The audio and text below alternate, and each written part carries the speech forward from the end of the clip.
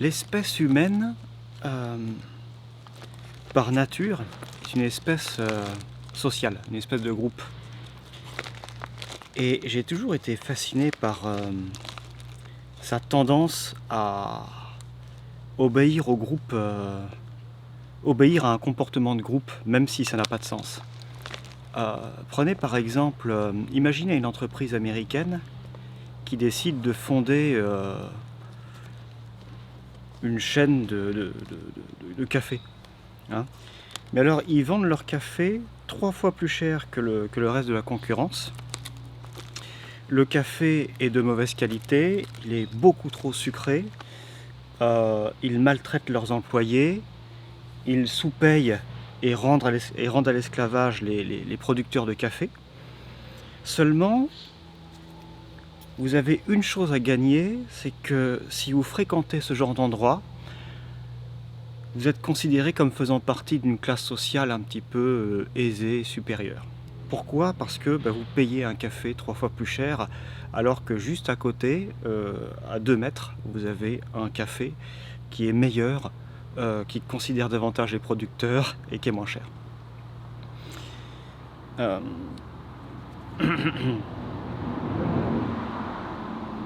Donc ça veut dire que dans cette chaîne de café, vous pouvez vous présenter, vous pouvez arriver avec votre voiture électrique et puis votre téléphone intelligent et votre ordinateur Apple et puis aller sur les réseaux sociaux et avoir un comportement, je veux dire, très tendance, d'humain, tendance à l'heure actuelle. Donc ça, c'est une chose qui m'a toujours fasciné.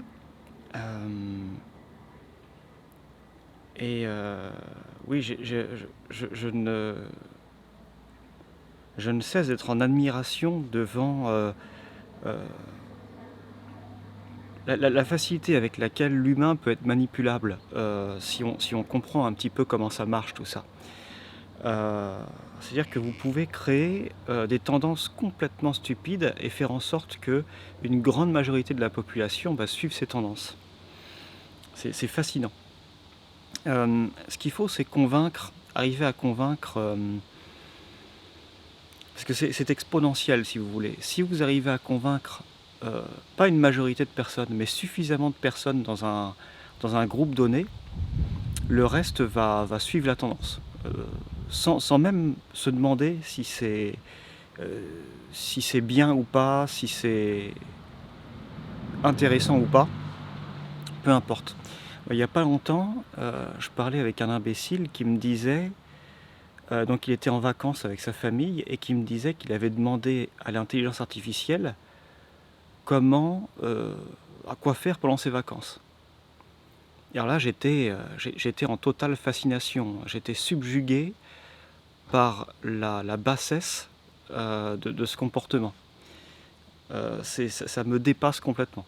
C'est au-delà de tout ce que je peux concevoir.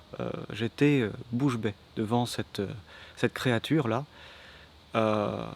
qui était même pas capable, pour son enfant, de se dire on va essayer de découvrir un peu l'endroit, d'aller voir ce qui se passe, etc. et de découvrir tout l'aspect humain. Non, c'était très commercial, superficiel, enfin fascinant comme comportement. Et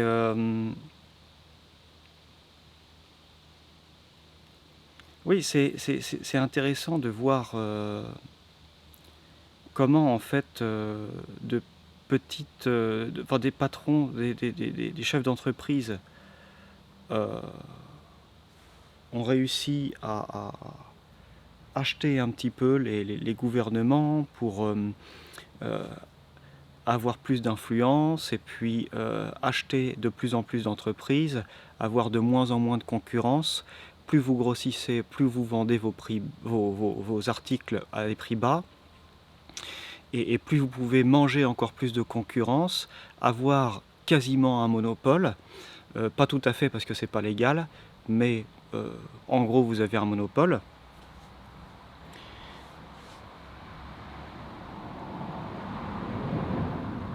Et puis votre fortune devient de plus en plus grande, vous devenez plus puissant qu'un État, et puis vous commencez à vouloir détruire cet État pour avoir le pouvoir suprême, hein, le pouvoir suprême de détruire la planète et vous enrichir encore plus, euh, même si ça n'a pas vraiment de sens. Donc, euh, plutôt que d'utiliser par exemple, vous avez des data centers qui produisent beaucoup de chaleur, il faut les refroidir. Donc vous pourriez les utiliser par exemple pour refroidir des foyers en Sibérie, hein, et puis réchauffer pardon, des foyers en Sibérie et puis refroidir naturellement avec le froid naturel qu'il y a là-bas les data centers. Non, non, il vaut mieux les planter en plein désert et puis pomper toute l'eau. Vous augmentez le prix de l'eau pour les pauvres citoyens et puis vous leur dites bah, faites attention, fermez le robinet quand vous vous lavez les mains, parce que, enfin quand vous mettez du savon sur les mains, parce que c'est quand même votre responsabilité d'économiser l'eau. C'est une ressource importante, hein. Rappelez-vous, réchauffement climatique, ayez peur surtout, hein. Et puis pendant que vous leur faites peur et que vous leur parlez de tout ça, eh bien vous allez pondre des lois par exemple pour les espionner un petit peu plus, hein, connaître leur comportement, leurs faits et gestes du quotidien de plus en plus profondément, de plus en plus précisément.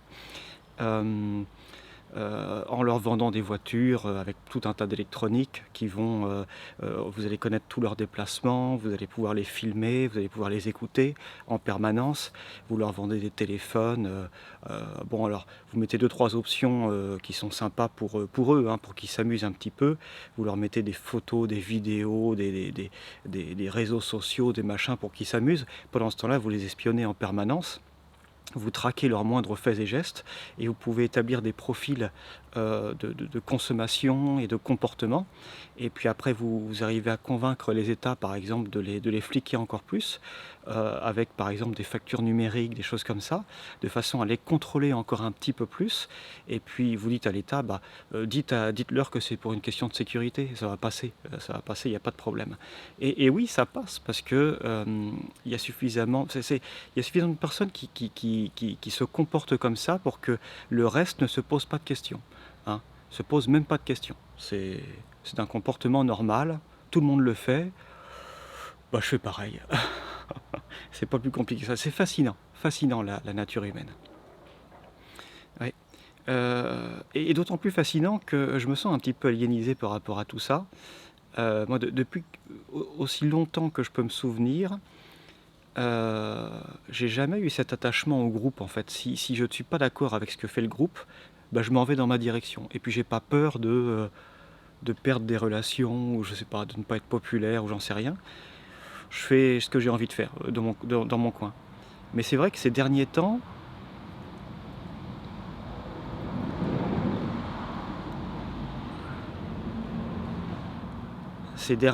et bon ça fait déjà quelques années, ça devient tellement absurde cette situation, que c'est vrai que je commence à sentir une sorte d'isolement quand même, hein. Parce que plus je continue à respecter mes valeurs, un style de vie que je trouve euh, bien pour les générations à venir, et plus il y a d'écart en fait avec le style de vie moderne, hein, avec ces téléphones intelligents, ces voitures automatiques là, qui sont plus des voitures, ce sont des ordinateurs, ces maisons modernes qui sont moches, l'alimentation qui est de pire en pire, on voit de moins en moins de fumeurs et de plus en plus de cancers. Euh, Tout est comme ça, la santé qui dégrade et puis on vit de plus en plus mal, les gens ont de moins en moins de temps libre, mais il y a de plus en plus de technologies pour nous assister, et puis ils vont vous dire c'est pour gagner du temps, c'est pour... Une fois j'avais une personne au téléphone, je ne vais pas citer de nom, mais bon, un de ces moutons qui suit la foule, qui disait moi j'ai un robot qui fait le ménage dans ma maison, et puis j'ai un robot qui tond la pelouse dans le jardin, et puis c'est génial, je peux me libérer du temps.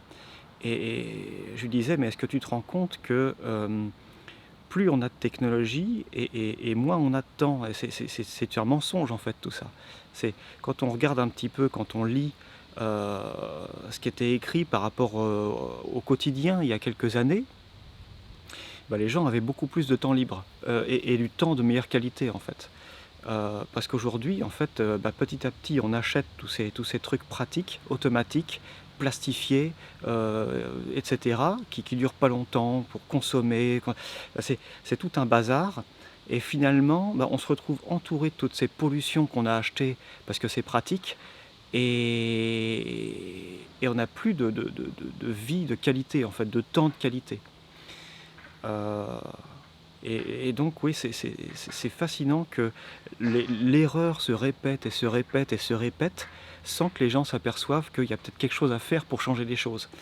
Bon, alors à quoi ça sert que je change? De toute façon, le monde est pourri et tout le monde fait comme ça. Donc moi aussi, je vais me faire plaisir. Non, enfin, je sais pas, c'est très étrange, fascinant. J'ai fumé ma pipe.